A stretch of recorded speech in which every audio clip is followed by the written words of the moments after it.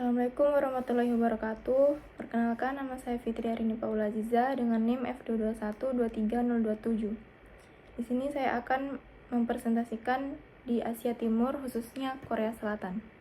Korea Selatan secara resmi bernama Republik Korea adalah sebuah negara di Asia Timur yang meliputi wilayah selatan semenanjung Korea. Di sebelah utara, Korea Selatan berbatasan dengan Korea Utara, Laut Kuning di sebelah barat, Jepang berada di seberang Laut Jepang, dan Selat Korea berada di bagian tenggara. Negara ini dikenal dengan nama Hanguk oleh penduduk Korea Selatan dan disebut Namchason oleh orang Korea Utara. Ibu kota Korea Selatan adalah Seoul. Arsitektur Korea Selatan. Kecenderungan naturalistik, kesederhanaan, bentuk yang ekonomis, dan penghindaran hal-hal yang ekstrim. Atap Cina yang melengkung tajam dimodifikasi di Korea menjadi atap yang landai. Sudut yang tajam, garis yang kuat, bidang yang curam, dan warna yang mencolok semuanya dihindari. Biasanya arsitektur menunjukkan harmoni batin yang tenang. Sejarah dan bentuk. Yang pertama, di zaman kuno. Arsitektur awal di Korea disebut periode kuno yang berkembang pada zaman Neolitikum sampai sekitar abad ke-7. Contoh bangunan yang ada bernama rumah-rumah lubang di zaman Tembikar Jeulmun. Pada zaman ini, rumah hanya memiliki ruang sederhana, yaitu tempat perapian, tempat penyimpanan barang berupa lubang, dan tempat untuk bekerja dan tidur. Kemudian, zaman Sila Bersatu. Gaya arsitektur Sila Bersatu berkembang pada abad ke-7 sampai abad ke-10. Sila Bersatu mendapat pengaruh budaya dinasti Tang. Saat itu merupakan periode waktu yang baik untuk berkembangnya seni pada bidang arsitektur. Sebuah istana kerajaan dibangun dengan taman dan kolam yang disebut annap, dengan terdapat batu yang berfungsi sebagai dinding pembatas dari bangunan itu. Desain bangunan kerajaan Sila berciri elegan dan indah. Periode Sila Bersatu menghasilkan lebih banyak patung Buddha dari granit dan pagoda daripada periode lainnya. Ornamen arsitektur seperti genteng yang dihiasi dengan desain bunga dan hewan. Pagoda. Pagoda merupakan bangunan tinggi bertingkat dengan gaya pagoda kuil Yingning yang dibangun di Luoyang, Tiongkok pada tahun 467 Masehi.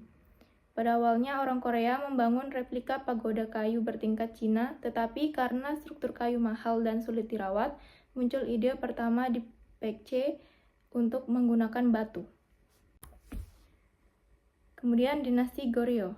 Arsitektur dinasti Goryeo berkembang dari abad ke-10 sampai abad ke-14. Pada masa ini, kebanyakan arsitekturnya terilhami dari agama Buddha.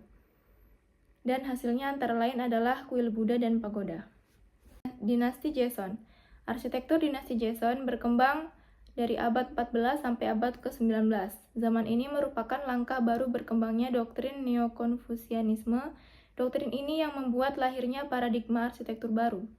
Jesil atau altar nenek moyang ditemukan di desa-desa di mana keluarga masing-masing berusaha menyediakan fasilitas terbaik untuk acara pemujaan di ruangan tersebut. Jongmyo didirikan di ibu kota pemerintahan untuk kegiatan penghormatan terhadap leluhur. Contoh bangunan pada zaman ini adalah Changdeokgung yang merupakan bangunan kerajaan. Kemudian zaman penjajahan Jepang. Arsitektur pada zaman pendudukan Jepang di Korea berkembang pada tahun 1910 sampai 1945. Pada masa inilah terjadi perubahan gaya arsitektur bergaya Jepang yang kemudian bernama arsitektur Jepang. Pada masa ini, banyak orang Korea yang menolak untuk membangun rumah dengan gaya tradisional Korea. Contoh bangunan yang ada ialah desa Jeonju Hanok. Dilihat sekilas, rumah pada zaman ini mirip dengan rumah gaya Jepang. Pada zaman ini, Jepang menguasai Korea dalam sektor budaya. Banyak orang yang lebih senang menanam bonsai daripada tanaman lain. Jepang banyak mendirikan sekolah sehingga banyak pula sekolah Korea yang ditutup karenanya. Dan banyak arsitek Korea yang kemudian lebih banyak mendesain bangunan dengan gaya Jepang daripada rumah gaya Korea sendiri. Pada masa ini, Jepang mempengaruhi Korea sedemikian rupa sehingga Korea tertutup dengan perkembangan arsitektur dari dunia khususnya Eropa selama kurang lebih 55 tahun. Jadi, Korea tidak pernah mengalami masa-masa arsitektur gaya Art Nouveau, Art Deco, Bauhaus, atau gaya modern lain sampai pada masa sesudah perang.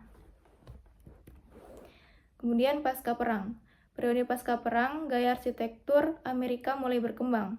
antara lain dengan dibangunnya gedung pencakar langit dan apartemen. Sekian presentasi dari saya ucapkan terima kasih dan wassalamualaikum warahmatullahi wabarakatuh.